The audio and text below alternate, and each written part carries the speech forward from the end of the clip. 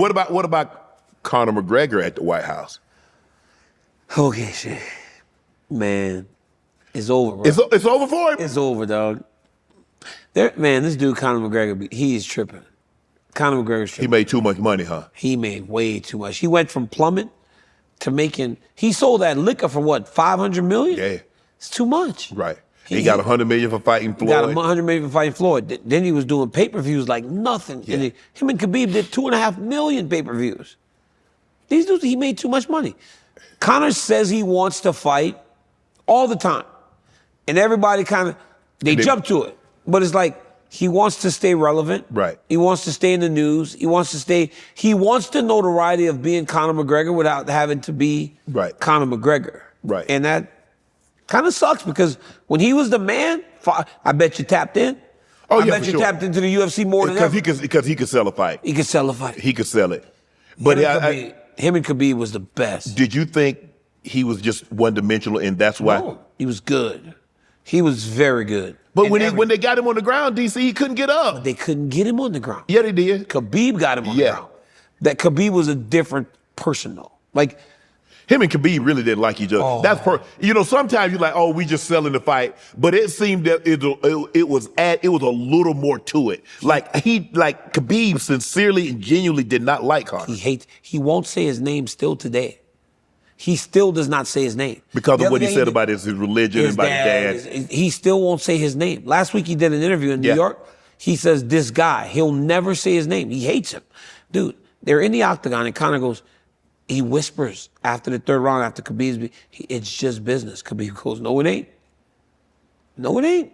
You don't mess with them dudes, man. Them Russian dudes different. And then when he had him, the ref had to do a little bit extra. DC, you saw that, DC. He wasn't gonna let him go. He was gonna put him to sleep, Shannon. He was holding him and he said, I kicked your ass. I kicked your ass. And he kind of was like, then he jumped over the fence. Yes. And tried to beat his team. I was like, whoa. But dude, he had him. He was not going to let him go because he felt his family got so disrespected by this dude that he wanted to end them. And honestly, sometimes you bite off more than you can chew. Yeah. Because Conor got beat bad that night. He did. He got beat bad. I mean, but here's the thing that shocked a lot of people. Conor made Khabib. He really did make Khabib a bigger star. Yeah. Like we talked about. Right. Me and Jones. Khabib went from, I think he had 2 or 3 million followers on Instagram. The next morning, 10 million. Wow. After that fight and all that happened. 10 million. Crazy. 7 million a night? That's a big jump. You think Khabib would come out of retirement? Khabib told me, we did a thing a while back where Khabib said they offered him $40 million to fight. He said no. He ain't coming back. If they offered him 40 million and he hasn't come back yet, he ain't coming back. No. No. He in Dagestan. Well, I bet in Dagestan you can make $1 million and be good for the rest of your life. Yeah. Right? In that place. Well, if they offered Khabib 40 million, what they offer John Jones to fight Aspinall? I think they offered, John said he wanted 30. And I think they got the money. They got 30 for him and he said no. They got 30 for me and he said, hey, let me tell you something. I just told you I'm barbecue meat. 30? All of a sudden you don't hurt 30? Shit. I might test positive after it's over. What is it about Dagestan that the guys they can wrestle? Now, look, I've seen somebody follow somebody like those wrestlers. Yeah. I'm talking about those guys that go to the Olympics. Yeah. That's a whole different level of wrestling. Yeah, them dudes. How did they get so good? So over there, they put them in wrestling. They put them in both styles. Then at like 5, 6 years old, they identify where a kid's gonna be better, and that's all they do. All the way up through school. Khabib and Islam started doing Sambo when they were super young. Together. Right? With his dad. So their whole life they did combat Sambo. Combat Sambo was actually like gi tops, punching, grappling. They were essentially doing MMA as like kids. Right. And then just keep getting better. I think for my son, right, to have the mentality that I have or had, it's impossible. His life's too comfortable. Yeah, okay. His life's too comfortable.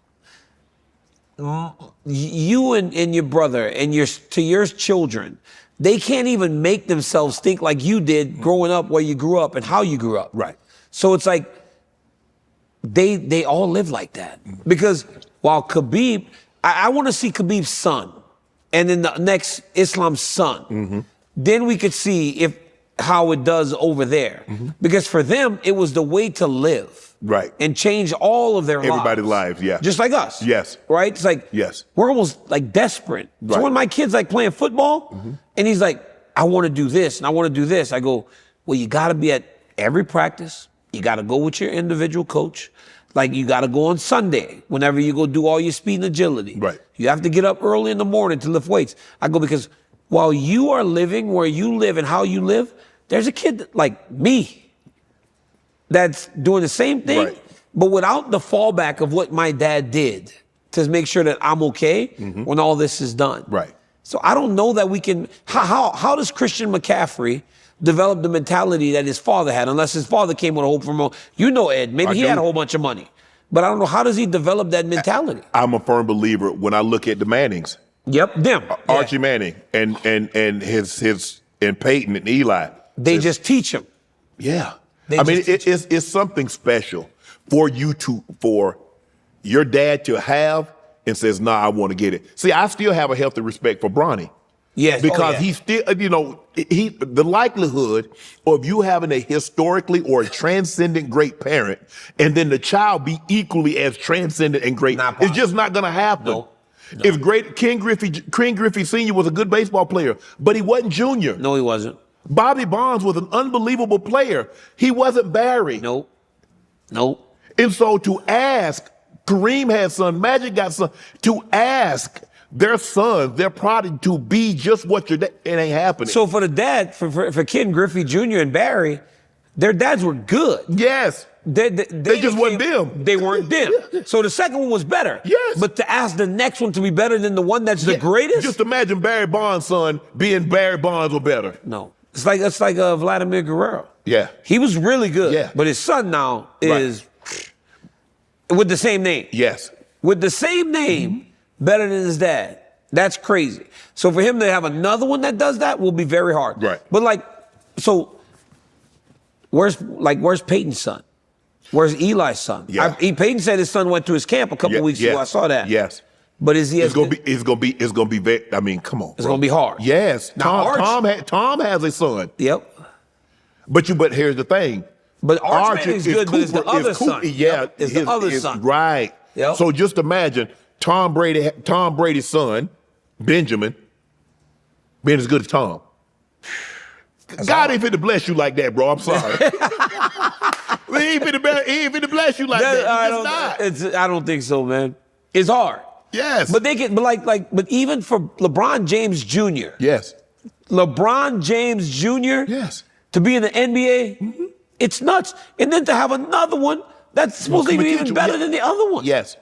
But to expect them, and I think the thing is, LeBron's done everything right. Yes. But to expect a child to be LeBron or Kareem's son to be him or Magic's son to be him, come on, bro. That's not happen. LeBron James Jr., if he can stay in the league for 10 years, that to me would be astounding. And he will. He will. Yes. But to be in there 10 years after what your dad did, with all that pressure, from the moment he picked up a basketball, there was pressure on him. Because the expectation you got to be, because everybody know who your dad is. My son would wrestle, and I would see people, my kid just beat DC's son. I'm like, but it's that ain't my DC. Son. It's not. You didn't beat, right? I just beat DC's boy. I had Ken Griffey Jr. on, and when his son Trey was coming up, he played baseball, and the people in the stand would say, he ain't his dad. And his dad would say, name 5 people who are. Ooh. Ooh, I like that. So what would they say then? They couldn't say anything. I mean, guy wasn't, he was an MVP. He did everything. Yes, he's one of the greatest. He's one of the greatest players. I mean, the sweetest swing ever. 600 home. Come on. He ain't gonna be him. No, it's okay. But the kid has to accept that. Yes. That is okay. And a lot of people, we were having a conversation about my brother. I embraced it. See, I never lived in the shadow. I embraced it. Every number he had, I got the exact same number. Wow. He was 3 in high school, I was 3 in high school. He was 2 in college, I was 2 in college. 84. He was 84, yep. I was 84. Every card that he had, I got. So I never looked at it like, and when people told me, man, you're not gonna be like your brother, I'm like, watch. Watch me. Watch. But not many people have that. Yeah, they not many people have that dog in them like that. Like there's a dog about that mentality that most people don't have. Yes.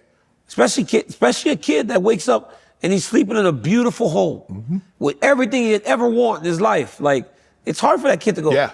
My kid gets up in the morning at 6:30, 3 days a week, and he lifts weights. Right. My kid does wrestling practice at 2 o'clock in the afternoon. Then he goes to football practice at 5:30 in the afternoon. He does that 4 days a week. Then on Sundays, he meets with his private coach to do football training. Right. Where he does speed and agility. Right. He catches passes. He goes through his coverages and his reads. Right.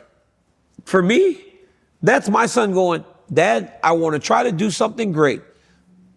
I said, Pop, if it works, awesome. If it doesn't, you gave yourself a chance. That's it. You took advantage of every opportunity you had, everything that we have accrued, you used to try to better yourself. Right. If it works, great. If it doesn't, you never skipped out on the work. Right. That's all I care about. Right. And I'm fine with that. And maybe it does, maybe it doesn't. But he's given himself a chance, even though he doesn't have to. Right.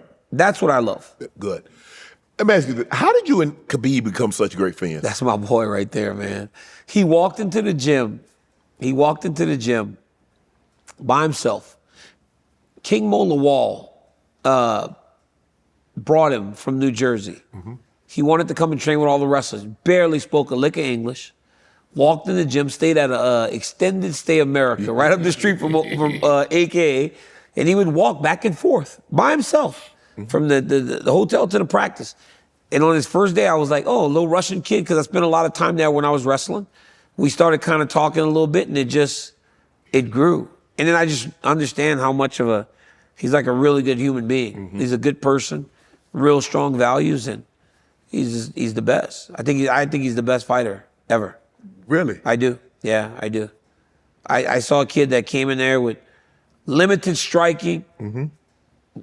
He told you exactly what he was going to do every single time, and he did it. He was beating Michael Johnson up one time, telling him, brother, you know I deserve a title fight. Right. You need to give up.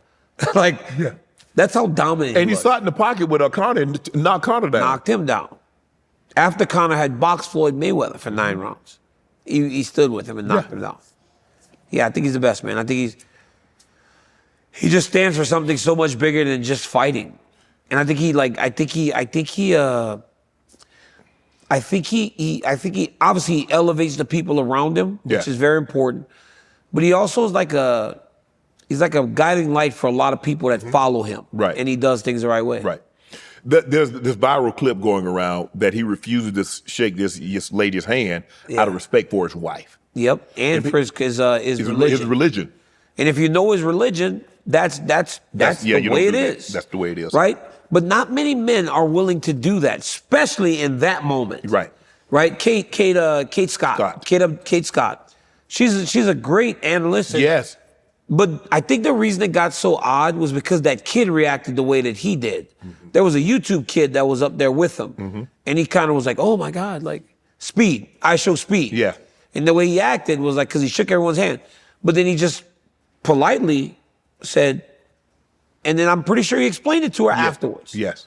And then, but again, it's live TV, right? Things happen. But that's respect to his wife. And then honestly, respect to Kate. It's actually a respectful gesture to the person. Right. You're refusing to shake hands, because he, as a married man, should not shake the hand of another woman. Wow.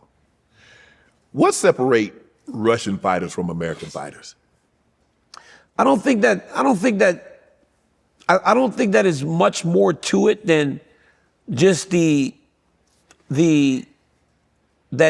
need to change their lives. Yeah. Right? Their need. I mean, even in I'm not talking homeless. Like, I'm not talking like transient people that are living on the street. But even our upbringing, even mine, where I lived in small house after small house when I was younger. Yeah. Then my parents did all they could to move us into a big house, to where they bought their first house for $10,000. It wasn't a great house, Right. but it was theirs. That's still better Than what they than what they have over there. They're like, it's all concrete, just concrete stuff.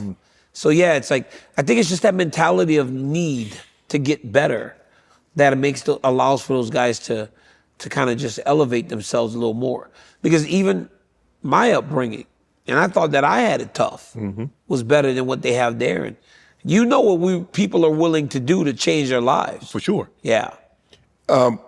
You and Conor went back and forth on social media, but you said it's over for Conor.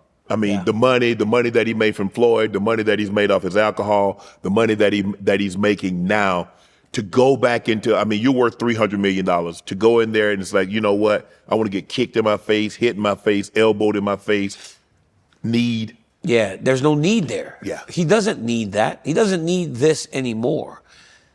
Marvin Hagler said, it's hard to get up in the morning when you're sleeping on satin sheets, right? Yes. Way back in the day. Yes, yes. There are a few sayings in the world that are untrue. Yeah. That was. Right. Like, you know that one where it's like, to be the champion, you got to defend the belt? Yeah. That's bullshit. Ric Flair started that.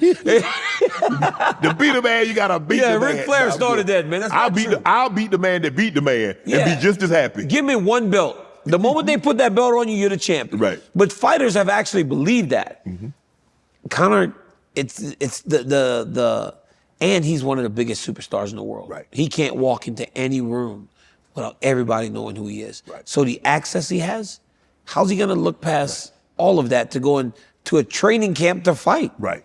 Especially if he wants to do it right. Want to join Club Shay Shay? Become an official member by hitting that subscribe button, where you never know who's going to be joining us for drinks and conversation. Don't be late to the party, because you know we like to do something before two something.